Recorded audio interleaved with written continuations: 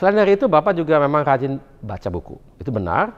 Bapak juga senang diskusi dengan yang lain. Dan kalau kita diskusi dengan yang lain, dengan Bapak, wah kita ini harus benar-benar siap. Itu kalau kita tidak untuk menang argumen dengan Bapak, sulit bukan karena Bapak itu memaksakan diri, tapi karena memang banyak Bapak itu sering benar. Dulu itu Bapak menitik karirnya bukan di Indonesia, di Jerman. Tahun 50-an, mereka orang non-bule, non-Jerman itu di Jerman tidak banyak. Jadi untuk seorang kayak Bapak, kecil-kecil dari Indonesia, berpenampilan sangat berbeda dengan orang Jerman, untuk karir di Jerman menjadi orang nomor 2 di perusahaannya, harus mengalahkan banyak sekali orang Jerman. Nah disitulah kita sebagai manusia siap berkompetisi.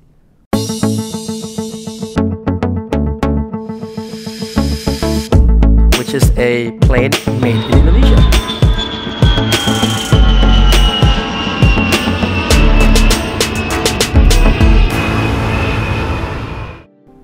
Halo teman dan sahabat di internet, Assalamualaikum, salam sehat dari saya Ilham Habibie. Hari ini saya mau bicara sedikit mengenai budaya dan etos kerja Bapak Habibie almarhum ayah saya. Bagaimana saya melihat Bapak dulu bekerja dan caranya seperti apa. Pertama, satu hal yang harus kita ketahui.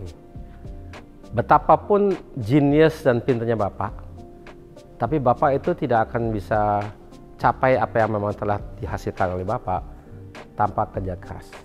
Jadi tidak ada yang jatuh dari langit. Seorang jenius pun itu harus kerja banding tulang. Jadi saya masih ingat dulu dan itu juga bisa dilihat di film, ya, film Habibie Ainun 1. Itu Bapak itu kadang bisa nggak tidur semalam karena mau tuntaskan pekerjaan. Kalau harus besok selesai, ya besok selesai. Kalau itu berarti tidak tidur, ya tidak tidur. Ya, karena Bapak itu memang semangat dan memang mempunyai energi berlebih. Dan saya kira itu mungkin satu hal yang saya lihat di banyak orang yang bisa kerja seperti itu. Ya tidur kita semua harus tidur, tapi ada yang bisa bekerja dan masih berfungsi dengan hanya 1-2 jam tidur. Ada yang memang sulit, itu saya akui, itu memang alam gitu ya. Kita tidak semua sama dalam hal ini. Ada yang memang tidak berfungsi besoknya kalau semalam tidak tidur dengan nyenyak gitu ya.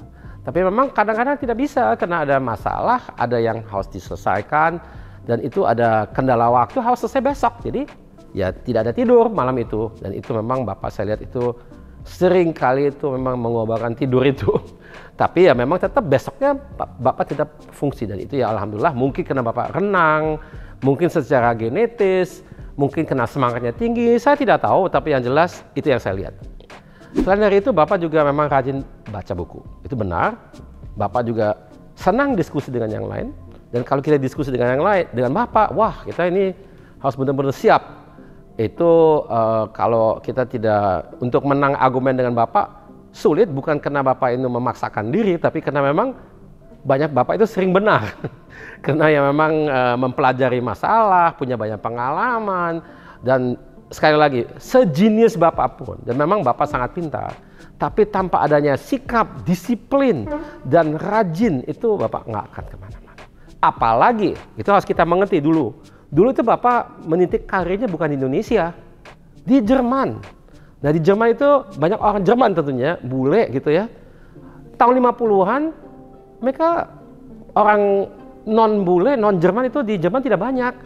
Jadi untuk seorang kayak Bapak, kecil-kecil dari Indonesia, berpenampilan sangat berbeda dengan orang Jerman, untuk karir di Jerman menjadi orang nomor 2 di perusahaannya, harus mengalahkan banyak sekali orang Jerman. Nah disitulah kita sebagai manusia siap berkompetisi. Dan berkompetisi itu memang dengan kemampuan, kita harus rajin, kita harus belajar. Kompetisi hanya dengan kita kenal orang lebih baik daripada orang lain, itu bukan kompetisi yang sejati menurut saya. Memang itu juga pegang peranan, tapi alangkah baiknya kita berkompetisi satu sama lainnya, dan tidak ada yang tanpa kompetisi menurut saya. Dan kompetisi bukan sesuatu yang jelek, itu bagus untuk menghasilkan sesuatu yang lebih baik untuk kita semua gitu ya. Sesungguhnya dalam kompetisi yang baik, tidak ada pemenang, tidak ada orang yang kalah. Kita semuanya menang, karena setelah yang menang kompetisi itu tentu dia akan berupaya untuk memajukan kita semua. Gitu. Jadi kayak take and give and take. Gitu ya. Jadi dalam hal itu Bapak di Jerman, jadi kembali ke yang tadi itu, harus mengalahkan orang Jerman. Jadi berarti harus bukan lebih pintar, jauh lebih pintar untuk meyakinkan mereka, oh ini orang non-Jerman patut dapat pekerjaan yang sebetulnya ada banyak orang yang juga mau dapat, tapi orang Jerman semua. Nah itu memang karena mereka belum biasa dengan orang Asia, apalagi orang Indonesia. Mungkin dia sudah mulai biasa dengan orang Jepang. Ingat, tahun 50-an ya, bukan sekarang, kalau sekarang beda. Tapi tahun 50-an itu memang Bapak itu jarang orang-orang kayak Bapak. Jadi dengan itu Bapak itu memang orangnya sangat, sikapnya mungkin diasah oleh adanya keperluan untuk berprestasi dengan baik. Karena Bapak benar-benar cinta, dan itu mungkin salah satu inti lainnya, cinta dengan bidangnya.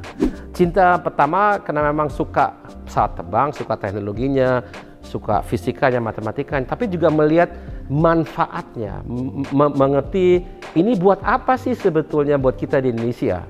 Itu harus kita ingat, pesawat terbang, sekali lagi, itu adalah satu bidang yang amat penting buat kita di Indonesia karena menjadi wahana, menjadi sarana untuk persatuan dan kesatuan Indonesia. Bagaimana kita bisa mempersatukan bangsa kita yang tersebar di 17.000 pulau jika tidak ada sarananya?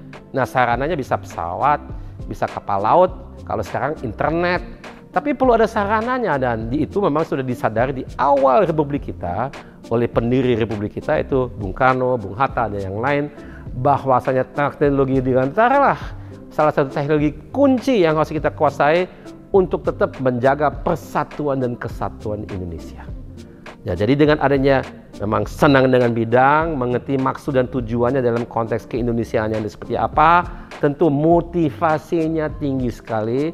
Apalagi tujuan Bapak itu memang dari awal adalah belajar di negara orang lain, pulang ke negara sendiri untuk membangun industri itu yang diperlukan oleh negara dan bangsanya demi negara dan bangsa kita sendiri. Saya kira itu juga penting, motivasi bukan saja karena kita suka bidangnya, tapi kita lihat manfaatnya buat kita semua di Indonesia. Saya kira itu saja dari saya untuk hari ini. Terima kasih dan sampai jumpa di lain kesempatan.